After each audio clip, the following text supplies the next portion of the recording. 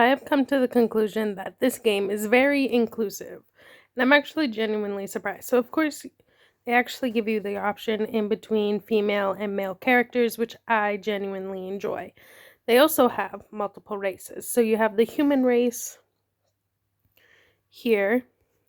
So, they give you a little bit of backstory to each race. They tell you where like who they are, where they're from. So, Thetis is like the country that we would be going into. So then you also have elves, historically oppressed people. So these would kind of be representations to people of lower class. Um, Dwarves are short, stocky, like everybody kind of knows what a dwarf is. Um, they have no connection to the Fade, which means that they have zero magical powers.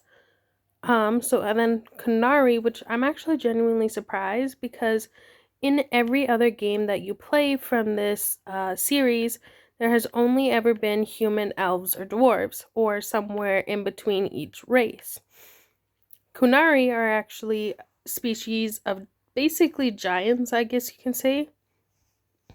So they're basically 7 to 8 feet tall, roughly, in comparison. So they're very large, kind of brash people, and they have their own separate society from each other, so which is probably why they were not included until now.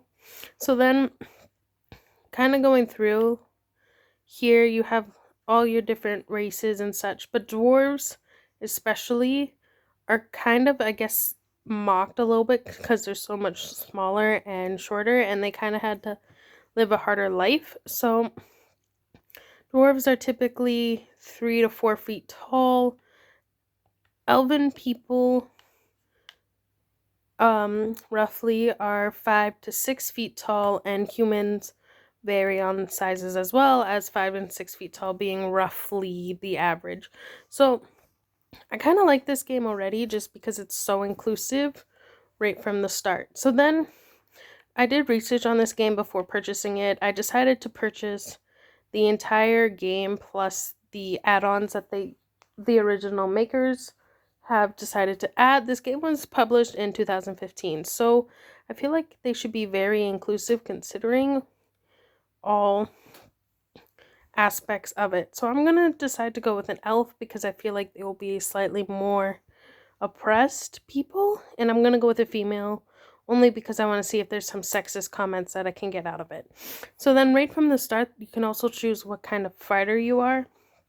I have heard you can change this throughout the game, so that is not typically a problem. So I'm kind of glad that they give you options that are outside of just being like an archer or a healer, which is nice, especially. So they have you being a rogue. Rogue is like kind of a thief class, I guess you can say. Rogues are fighters who rely on speed and agility. So there you go. So dual wield being like 2 small weapons. Archers, kind of self-explanatory.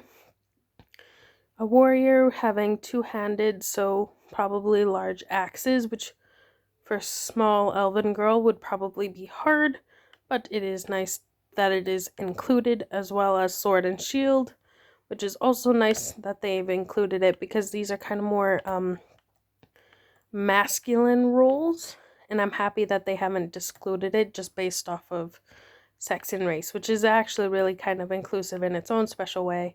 And then you have mage, which I'm not surprised by. Mages are usually kind of what they're gonna go with. For my experience of gameplay, I'm not necessarily wanting to go with this.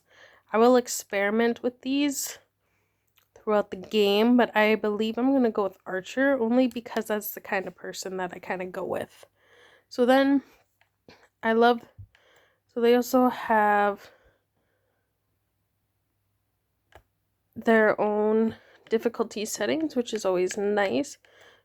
I didn't realize that there was a custom option, but I'm going to go with just casual, easy play so that I can get the storyline more than the fight line.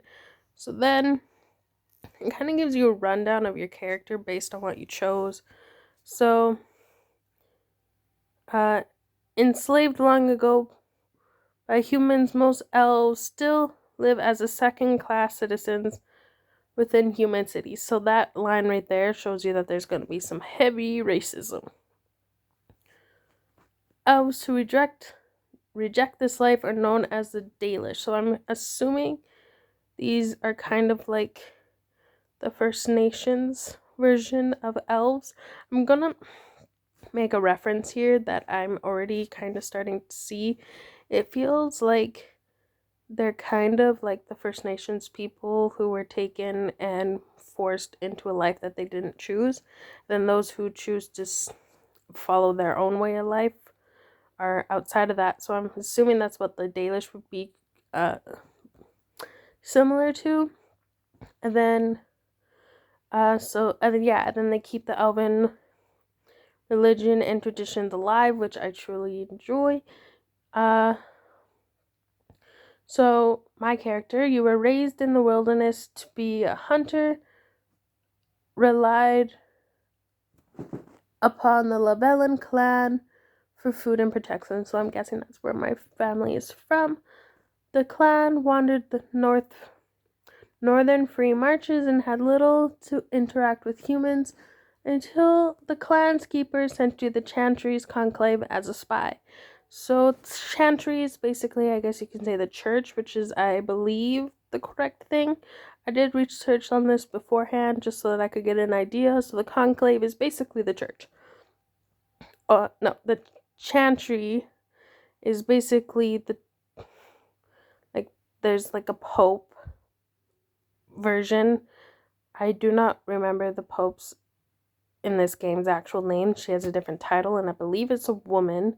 I think it's like High Priestess or something similar. Conclave is basically like the head church. And then there's like some incriminating things. So further history, because this game actually has 2 games that came out before it. There is this disease that makes everybody come in contact with it go dark, I guess you can say. It's kind of like zombies, but not quite. Then there is like a ragtag group who are wardens who fight them, and that was the entirety of the first game. Then the second game was all with about the Templars, which are knights, and mages who are, mages. So now this one kind of has a combination of both factors.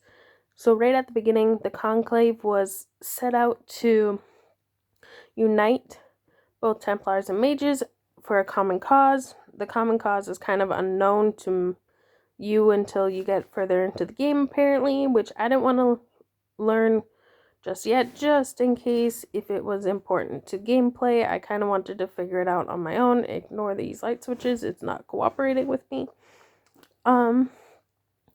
So I am very curious of how this goes. So apparently this game has a card system. So each card kind of determines what you are as a character. So obviously I have my race, my class, my difficulty setting, and then this wolf on the edge is supposed to be towards as if like I'm Dalish. So I guess that would change if I was like city raised, but for story wise they don't give you that option. So I could go back a few times and change my class, and then these cards would change. But I am kind of dead set with this. I know I am personally following into stereotypes with kind of more feminine places, but I do genuinely love playing as an archer, but the fact that they give you the option is very nice to have. So I kind of been talking for a long while, so I am going to officially start the game.